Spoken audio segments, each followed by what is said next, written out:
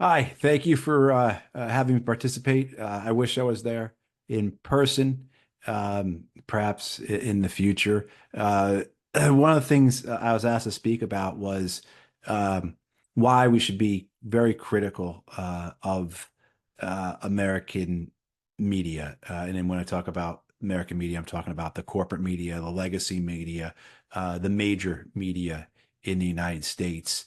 So in terms of print, you're talking about the New York Times, the Washington Post, the Wall Street Journal, and then in terms of video, you're talking about CNN, Fox, and MSNBC. It's important to be critical because they often have the same interests. They often are in the same circles. They also have the same incentives as the American government. And there's a number of reasons for this. I'm going to talk about how effective access journalism is in terms of ensuring that the government narrative is the prevailing narrative in the major corporate media in the United States. But there's some other reasons for it as well. I mean, essentially, you have conglomerates within the United States that own large portions of the economy. Essentially, you have five banks in the United States that have ownership or are the primary owners of more than 95% of the companies listed on the S&P 500, as well as two within the conglomerates of those companies. You have a linkage between these various companies where they need to see each other prosper. So what you have, saying with the American media, the same conglomerates that own the Hollywood studios also own the media corporations. And just, in terms of why is it important for those conglomerates then for their media companies to not upset, say, the Pentagon? Well, it's because the Pentagon gives subsidies of hundreds of millions of dollars annually to Hollywood. So in the case of a major American film studio, they can receive support from the Pentagon that totals tens of millions of dollars for their films. And this comes in the form of the Pentagon providing airplanes and ships and tanks, even personnel to fill out the Hollywood movies. In exchange, the Pentagon has script approval for Hollywood, not just for the films in Hollywood that the Pentagon is supporting with these ships and tanks and other things, but with any film in Hollywood. So if you have a film, studios making a film that deals with the military and it puts the American military in a negative light, and the studio is not requesting any support from the Pentagon will still review that script. And the danger the studio then has is that if that script goes forward and upsets the Pentagon, then the Pentagon will say, well, you know what? For this next big film where you want to use our ships and our planes, you're not going to be allowed to do so unless you change the script for this other film. It's happened on many occasions, continues to happen, and will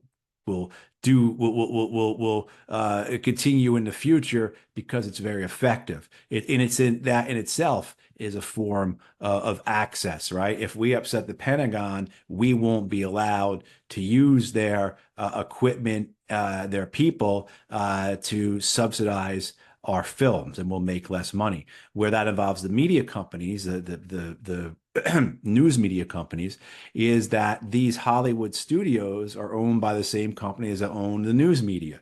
So you're not going to do anything that's going to upset or damage or hurt anyone within that conglomerate's holdings, right? And so you see that across the board. You see it in other ways too. The same uh, people that are on the board of directors for the news media are also on the board of directors for fossil fuel companies. They're also on the board of directors for weapons companies. There is an interest there where you have these relationships, whether it's through the conglomerates, so through the institutions themselves, or through individuals that have a very real impact on how the news media report stories.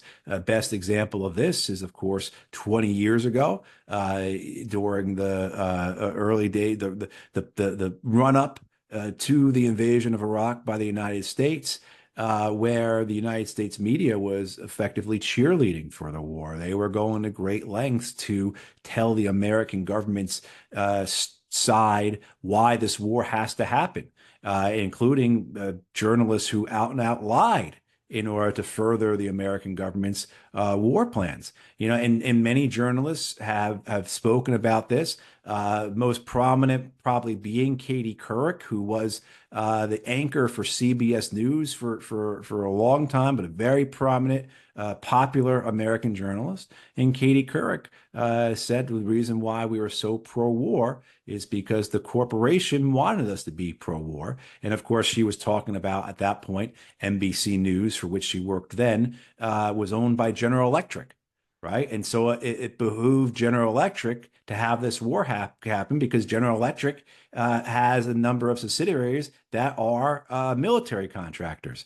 So the benefit of this war to the military contractors, and then it extends outward. So the benefit of policies that say drive climate change, right? So why is the American government, it's terrible in terms of what it has not done for climate change, but why has the American media been so poor about reporting on it?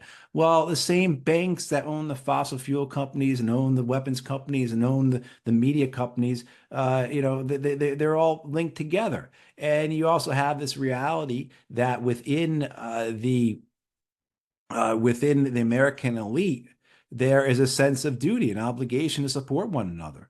So when you're the elite to your left or to your right, and this is whether individuals or institutions is threatened, well, you link arms to protect the elite. This is something that is, I think, occurs in all societies and all types of spectrums of our societies. So it's not surprising that it occurs among the elites either. But what you get down to, what I want to get to, then you have other reasons you want to be, other reasons why the American media is so compliant, particularly with the American government's foreign policy, is a lot of it comes down to access journalism. And what we've seen in the last 30 years, as the internet has developed, as communication technologies have developed, I mean, look how we're able to do this here. Something that was unimaginable. Even 10 years ago, this wouldn't have been so easy to do. The reality of that, though, is that it has provided great competition among media. And what that means is because there are so many more outlets out there, the government has the ability to limit who has access. So 30 years ago, 40 years ago, when there were only a handful of television networks, really four in the United States, when you had a limited number of print, while there were many, many thousands of newspapers across the country, there were only so many newspapers and media organizations that were able to report in real time from a variety of locales. So there are only so many newspapers that were able to be in Washington, D.C. to report, right? So you had to be willing to speak to everyone. You also had an ability, I think, to cover everyone as well. But now that there's so many options out there for media, that there are many more reporters, say, than there are seats in the White House or the Pentagon or the State Department briefing room, you can limit access. And so if you're a national security reporter or a foreign policy reporter in the United States and you don't have access to the Pentagon, you don't have access to the State Department, essentially, what good are you? So this access journalism that exists is very real and it's very effective. There's a number of carrots and sticks that go along to it. If you if you write favorably, if the American government views what you are writing as non-threatening or even better, helpful, well, then you're going to get back invited to the White House. To the White House briefing room. You're maybe get invited to fly on Air Force One with the president. You will be invited to the White House Christmas party, things like that, versus the sticks, which are basically the opposite of the carrots here, right? Where you will be denied, you will not be allowed into the briefing rooms, you will not be invited on press trips, you will not be allowed, get an invite to the White House Christmas party. And you see this over and over again, and it's a way to ensure that the media, the reporters, are keeping within a certain boundary. The government's not, so the government's not so unrealistic to not allow journalists to ask questions, but there certainly are boundaries or borders as to which those questions must fit in. And if you're a journalist who goes beyond that, who asks unquestionable, who asks uncomfortable or inconvenient questions, questions that expose the failings of the American government, expose the wrongdoings of the American government, then you will not be invited back. I mean, I could tell you just as one example for a personal story of mine. You may be familiar with the American journalist Dan Rather, who was the anchor for CBS News in the United States for many, many years. He was one of the top three journalists in the United States for decades, essentially. And when I resigned from my position with the State Department in Afghanistan, he had me come, or he brought me up to New York. He and his people brought me up to New York to film an episode for the television program that he was conducting at that point. This was in late 2009.